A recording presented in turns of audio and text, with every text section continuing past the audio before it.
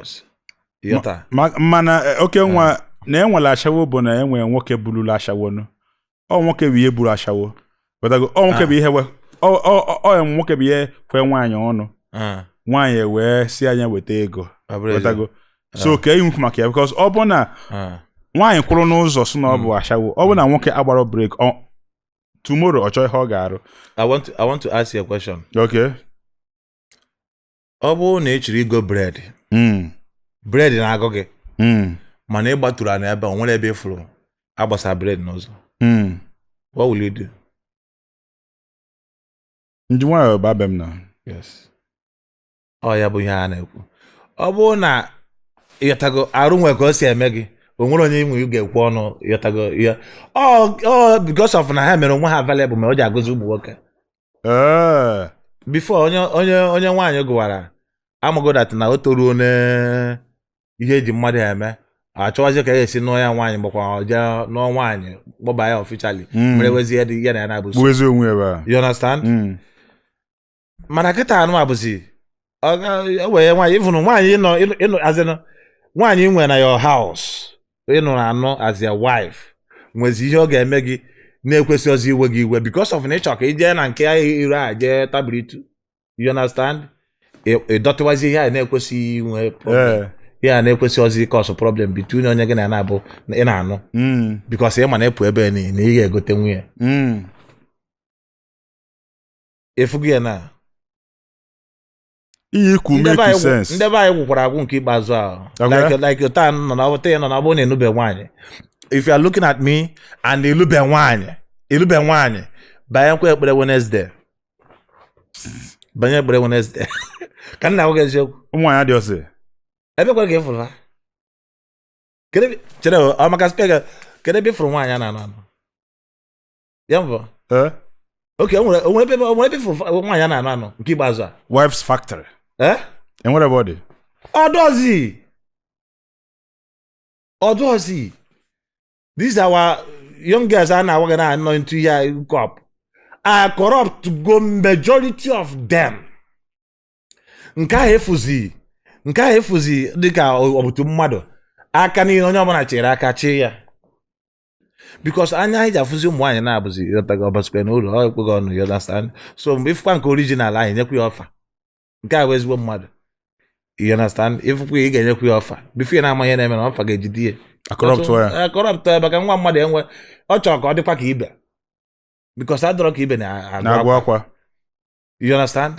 Ị ga-afụ nwa nọkwa skuulu na-agara onwe ya skuulu na-amụ ihe yatago ọ chọrọ ibi nkanka ndụ mana olezi anya ndị na-asọpọtụ ya na-enye ya ego nri na-achọrọ ya some money na-achị ya akwa bụ ndị ahụ fili na ndị abụ ha bụ ajọ mmadụ like ha bụ like ha nọ into runs bụ ndị na-ehepụzi ya. Ọ bụ oge nwaanyị n'oge ọ na-ema ntụgharị uche kama esekwa nna kama ọ bụrụ ngụrụngụrụ mmetụ ma from ngụrụngụrụ mmetụ ahụ na ịbazi ahịa nwanne ahịa ga-erewe and ọ bụrụ na ya test ya gafụ na ịdọ ụtọ akasti ya ozugbo akwụ ego n'ọkụ onye ọbụla ya patronize ba. You understand? Mgbe anyị ị ga-anọziri onwe gị ego achọrọ gị na-abịa onye adelgozi because amụgo na ịnọ ntị ihe a na-eme onye adelgo turnover. You understand? Enwe turnover. A sense of business. Ịghọtazi onwe asị onye na-egoro ozi egoro nwanne ọka ihe adị and enwere ọ na-eli m ọ takwa m onye m 100,000 whereby nne na nna gị nwere ike na-enye gị 50,000 every month mana mmadụ taa gị once nye gị 100,000 ihe tọkwa gị ụtọ ma pikogodi ya so much money. Onya bụ no increase in price.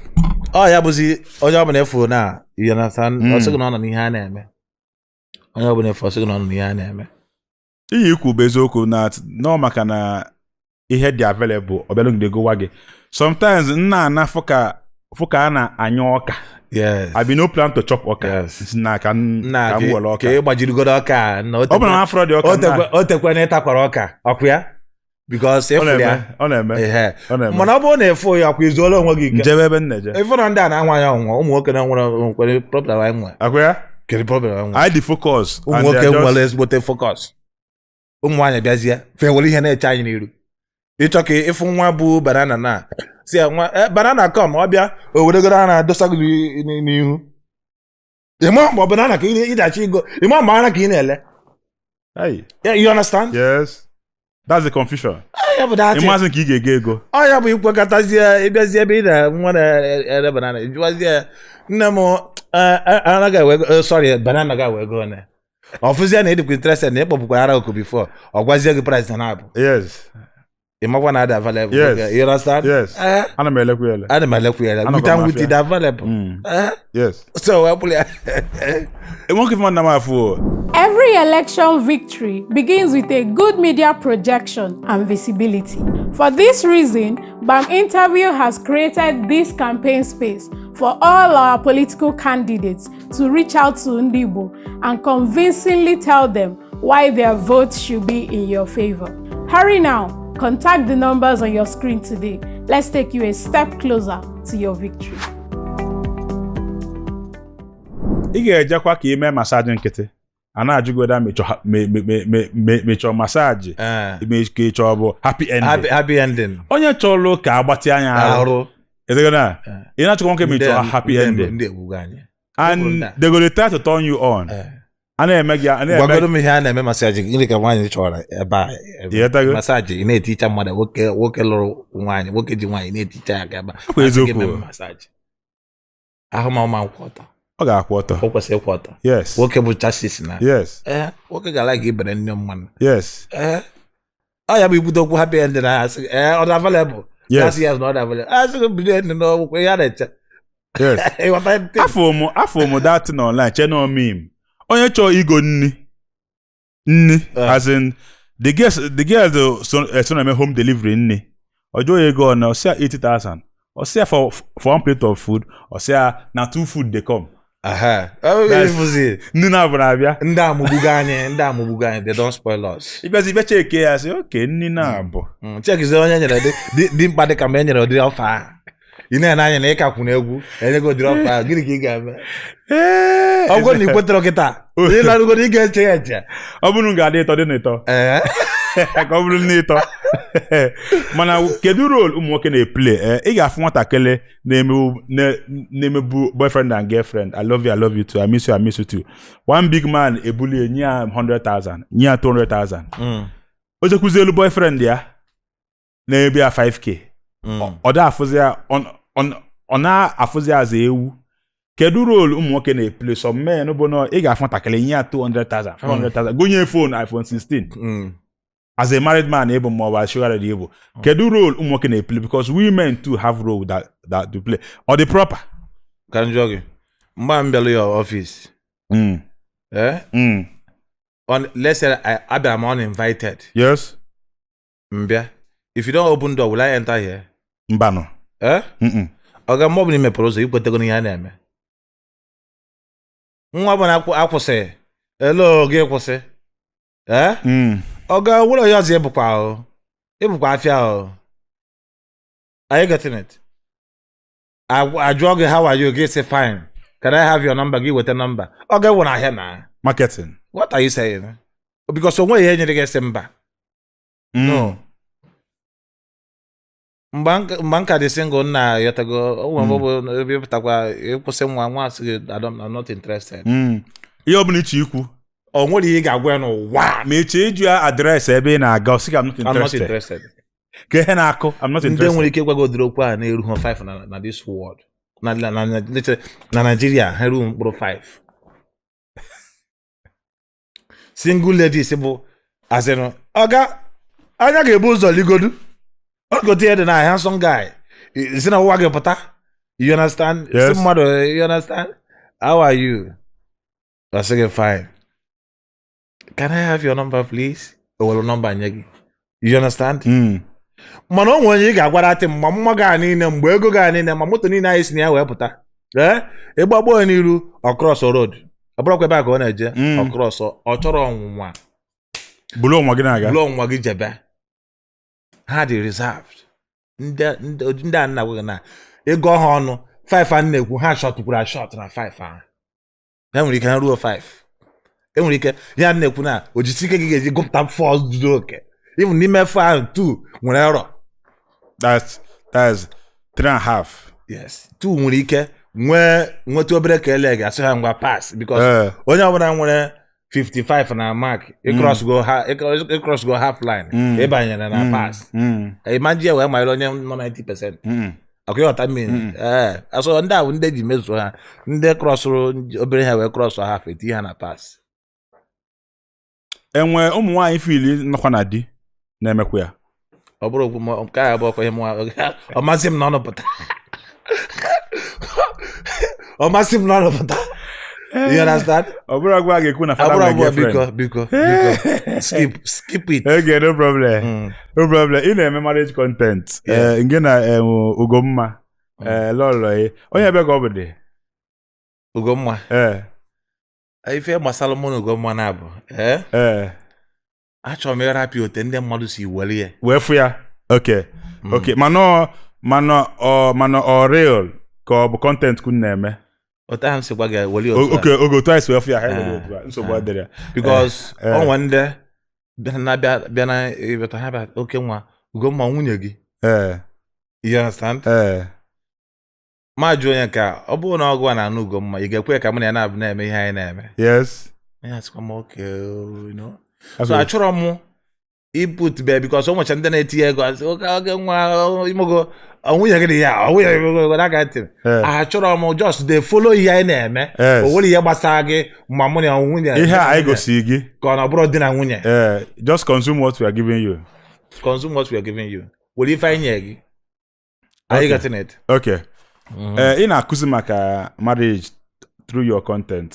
First of all, ka njọ gị kedu the most important ingredients in marriage?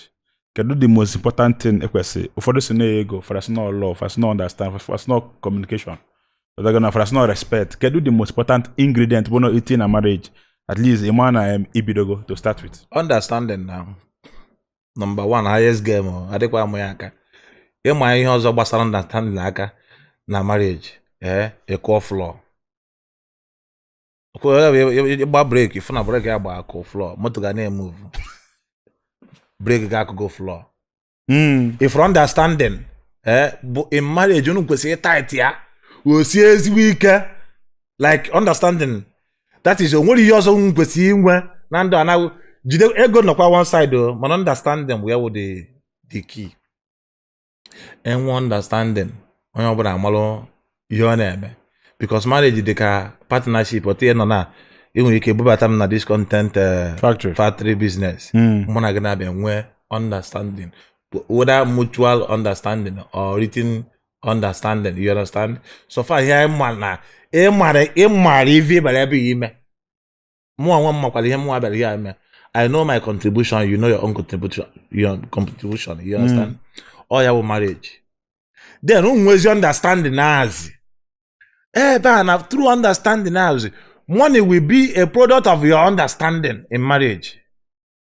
You understand? Then love is a product of understanding in marriage. Like now, ota ị na-eme ihe na ịmasị m na freak ị na-eme because o nwere ihe si ebe a na-apụta. O nwere product. You understand? Yes. So all those things like love a na-ekwu okwu ekwesị ọ dị bụ ihe ịbịa isi iburu ụzọ love gba mee ịghọtago na love ya bụ ihe a na-ekwu na marriage. Onye ọbụla gwa that na is ana m ahụta ha azị ndị na-ada ada iwelu love tinye n'iru na marriage you are going down. O nwere ihe gbasata love gbasata marriage. In marriage if you gbasa ihe you the key is understanding. Take it or leave it. Understanding abịazi enwezi understanding as then product yazi bụ love. Unu enwego understanding una love wazie ihe a na-eme. After understanding now love now come. Wow, I'm loving this. You understand? Then ego abịa wow, this our understanding ewetechala n'anyị ihe dota. Dividends of understanding. You understand? Are you getting it? Ejikwana understanding egwu na marriage. Like otu nọ na my wife amago that na ihe ọbụla megide n'ụwa oruo like tata Friday. Today is Friday, abi? Friday anụwa bụ ọmụa ka ọ dịrị were ma ga-anata na be m ka mama nata na be m. You understand? If I choose like otu m na m si ebe a pụọ na aga m eruzi ụlọ nsi ebe a mee gịnị jawarụ a day in a week is my own personal own. Ana m eji ya make myself happy. Ọ bụrụ iwu na ị ga-eje mee na your own marriage or work ọrụ gị. Ị ga-stick to understanding unu nwere initially before na ekwete na unu ga-anụ. Onye mụ na ya na-abụ na-anụ amago na nakwa ebe a ka ọ fụrụ m. You understand? Because the hardest thing in life is trying to change a man. You understand? In a bon ebe a ka ọ fụrụ m, ọ ma na here my own lifestyle. Ọ mara ihe na-eme, ọ mara business na-eme. Are you getting it? Mgbe na m chọrọ ije club kịta, ọ ma nwutie. Kiri ya aga m esokwe gị. You understand? Ọ mago that na ihe m na-apụ na contribute to ihe nne webata na ụlọ as a social person. Are you getting it? Onwe dị ihe mụ na nwunye m kọgidere ka ruo Friday. Nsi ụta mara ya na-ekwu na no me ihe a ọ chọkwara m ga-enye ya ahụ mana m decide na m ama larụ na my house. I will not majeli club and njechakwa mbata. Mana ọ chọkwa ka m bee ya okwe before jebe mma ebekwa ya okwe jewere onwe m is understanding. Mana enwere ike iji try ya side nke gị ọ kụọ gị n'isi. Ọma work that side because ọ bụrụ ihe unu gbakọta.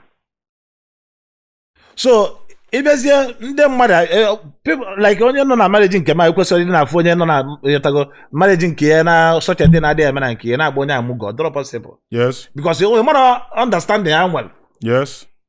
You know what now? Yes. You mara the understanding fa nwere. Yes. Are you getting it? Yes. So oya bụli ya. Pine Leaf Estate and Properties. Ndị nna m onye ọlụ.